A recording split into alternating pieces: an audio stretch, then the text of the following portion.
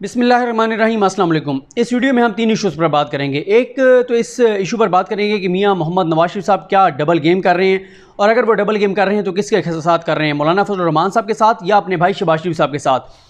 और दूसरा हम बात करेंगे कि जब शहबाज शरीफ साहब मौलाना फजल रहमान साहब को मिलने गए तो उनसे पहले किस अहम शख्सियत ने मौलाना फजल रहमान साहब के साथ मुलाकात की। और तीसरा इशू जो है वो ये है कि मुस्लिम लीग नून की आइंदा की सियासी हिकमत अमली क्या होगी। इसके लिए अगले 6 रोज़ इंतहाई अहम है और 6 रोज़ बाद ही कोई बड़ा फैसला हो पाएगा। पहले हम बात यहीं से शुरू कर लेते हैं। जो दूसरा इशू मैंने आपको बताया कि मौलाना फजल रहमान साहब के पास जब शहबाज शरीफ साहब मिलने गए तो उसी रोज़ मौलाना साहब के पास सुबह सुबह नाश्ते के वक्त जो हैं वो इरफान सिद्दीकी साहब गए, जो कि मियां मोहम्मद नवाज शरीफ साहब के मुशीर थे। मियां नवाज शरीफ साहब के करीबी साथी हैं। मियां नवाज शरीफ साहब उन पर बहुत एतमाद करते हैं और मियां नवाज शरीफ साहब ने वज़ीर-ए-आज़म होते हुए बड़े बड़े फैसले उनकी मुशावरत से किए। और इरफान सिद्दीकी साहब के बारे में कहा जाता है कि नवाज शरीफ साहब की तकारीर भी इरफान सिद्दीकी साहब ही लिखते थे।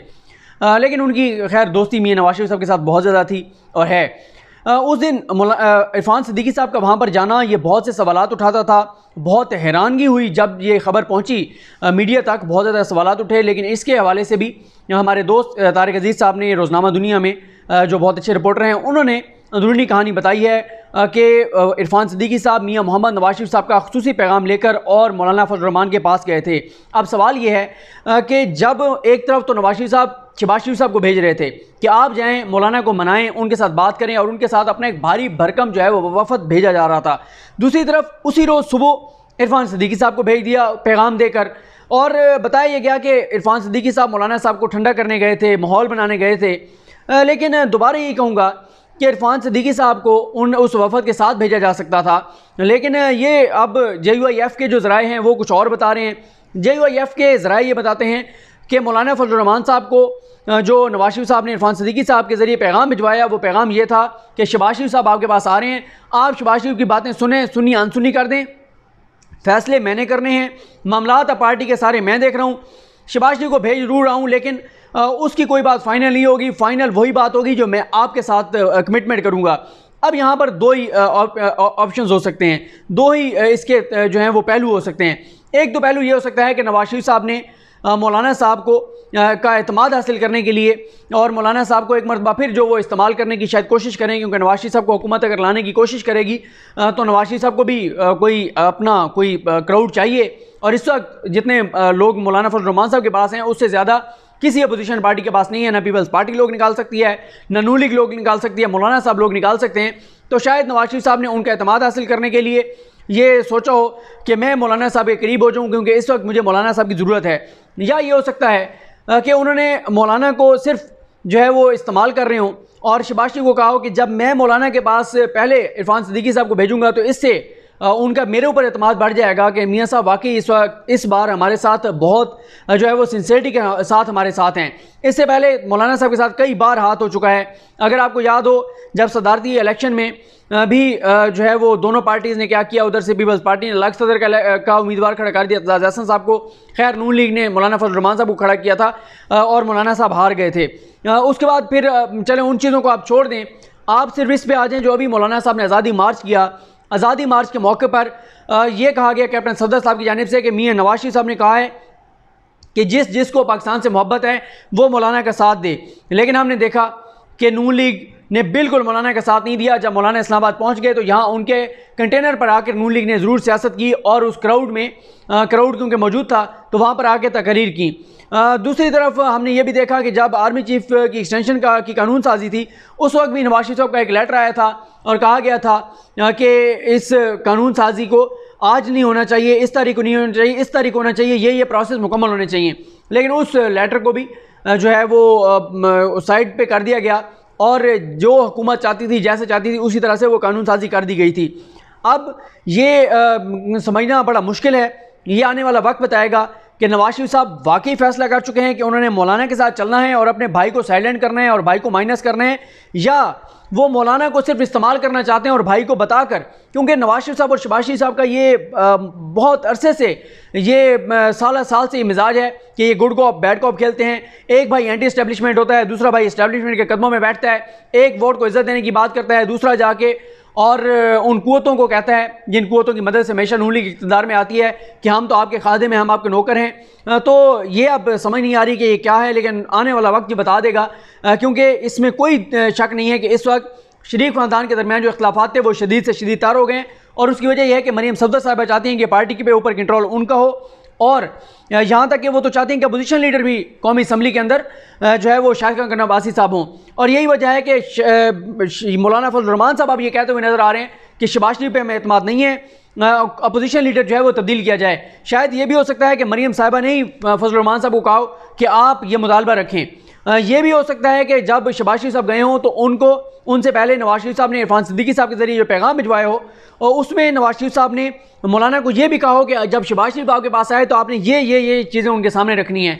तो ये सियासत जो होती है, इक़्तिदार जो होती है, पार्टियों पे कब्ज़ा जो होता है, ये बड़ा बेरहम खेल होता है। आप पढ़ लें, कई तारीख़ी वाक़यात हैं, बाप ने बेटे को मरवा दिया, बेटे ने बाप को मरवा दिया।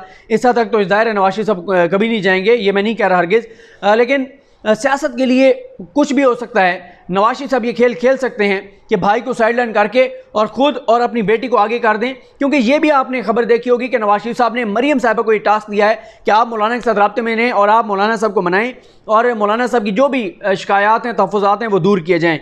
तो इसका बहरहाल आने वाले वक्त में पता चलेगा कि नवाज शरीफ साहब डबल गेम कर रहे हैं या वाकई उन्होंने फैसला कर लिया कि शहबाज शरीफ साहब को अब साइडलाइन करना है।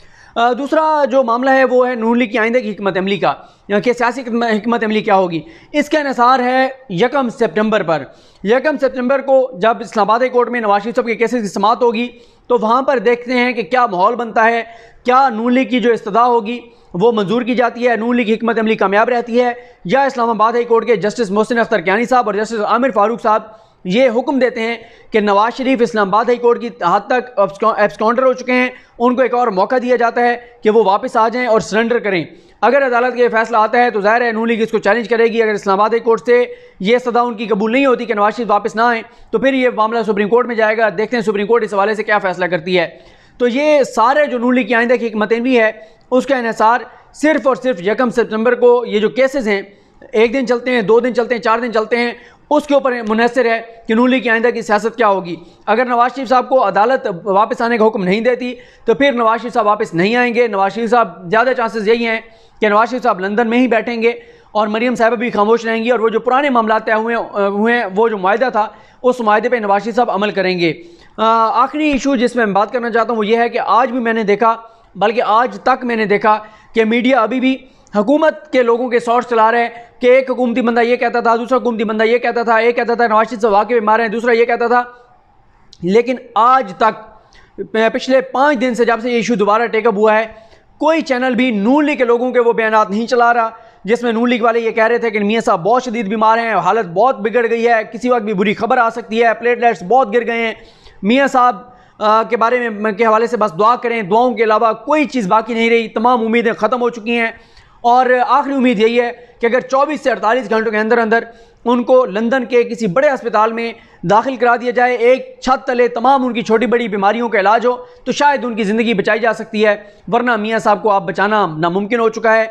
जो ये बयानात देते थे, जो ये माहौल बनाते थे, जो हर वक्त प्लेटलेट्स के बारे में बताते थे, आज उनसे कोई चैनल वाला उनके पुराने बयानात नहीं चला रहा, कोई उनसे नहीं पूछ रहा। तो क्या आप तो कहते थे कि 24 से 48 घंटों में मियाँ साहब को अगर जाकर वहाँ पर दाखिल ना कराया गया तो मियाँ साहब की ज़िंदगी ख़त्म हो सकती है, क्योंकि उनकी हालत आखिरी स्टेज पर पहुंच चुकी है। तो आप बताएं कि मियाँ साहब बाहर चले गए थे लेकिन आज तक मियाँ साहब 24 घंटे भी अस्पताल में दाखिल नहीं हुए, प्लेटलेट्स की कोई रिपोर्ट नहीं आई, ऑपरेशन नहीं हुआ। कभी कहा गया कि क्रिसमस है, कभी कोरोना है, कभी क्या है, कभी क्या है, कभी कहा कि बेटी आएगी तो ऑपरेशन कराऊंगा, लेकिन आज तक मुख्तसर यह है कि मियाँ साहब ने इलाज नहीं कराया। लेकिन नून लीग के लोगों के बयानात नहीं चलाए जा रहे, नून लीग से सख्त सवालात नहीं किए जा रहे, ये मुकमुका है या पता नहीं क्या है कि सिर्फ हुकूमत के लोगों के बयान चलाए जा रहे हैं। और मैं आज भी समझता हूँ कि मियाँ नवाज शरीफ साहब की जो बाहर जाने का मामला है उसको अगर मैं किसी को क्रेडिट देता हूँ तो उसमें 3 लोग हैं। एक वो लोग जिन्होंने खैर सारी चीज़ें मैनेज की, मियाँ साहब को बाहर भिजवाया, जाने न जाने गुली न जाने बाग तो सारा जाने हैं, आपको भी पता है। दूसरे नंबर पर मैं क्रेडिट देता हूँ मीडिया को क्योंकि मीडिया ने माहौल बनाया, मीडिया ने हुकूमत को खौफजदा किया, मीडिया ने प्राइम मिनिस्टर इमरान खान को खौफजदा किया, मुसलसल रिपोर्टिंग कर करके, मुसलसल क्या क्या कर बस ख़त्म हो गया सब कुछ, मियाँ साहब के हालात बहुत ख़राब हैं। और तीसरा क्रेडिट जो है वो जाता है हमारी अदालतों को। ये तीन ही हमारे हैं जिनकी वजह से मियाँ साहब आज लंदन में मौजूद हैं। लेकिन मीडिया जो है वो नून लीग से कोई सवालात नहीं कर रहा, ना ही अपने एंकर्स के एनालिस्ट जो थे उनके पुराने बयानात चलाए जा रहे हैं, जिसमें उन्होंने कहा था कि मियाँ साहब बहुत शदीद जो हैं वो अलील हैं, और हम खुद देख कर आए हैं, हमें पता है, हमने तस्दीक की है। तो मीडिया को जिस तरह मीडिया सियासतदानों के क्लिप्स चलाता है, उसी तरह मीडिया को अपने एंकर्स के भी और एनालिस्ट जो हैं उनके भी क्लिप्स चलाने चाहिए पुराने। मीडिया जिस तरह से तहरीक इंसाफ के लोगों के, हुकूमत के लोगों के क्लिप्स चला रहा है, इसी तरह नून लीग के लोगों के भी क्लिप्स चलाने चाहिए, जिसमें वो ये कह रहे थे कि मियाँ साहब जो है वो आखिरी स्टेज पर पहुंच गए हैं, आखिरी उम्मीद जो है वो उनकी लंदन में भेजकर और वहाँ पे किसी बड़े अस्पताल में दाखिला ही आखिरी ऑप्शन है, जिसको इस्तेमाल किया जाए तो शायद मियाँ साहब बच सकते हैं। बहरहाल देखते हैं इस हवाले से नेक्स्ट क्या डेवलपमेंट्स होती हैं, उन डेवलपमेंट से आपको आगाह करेंगे। मुझे अपनी दुआ में याद रखें। अल्लाह करीम हम सब का हामी नासरो। अल्लाह हाफ़िज़।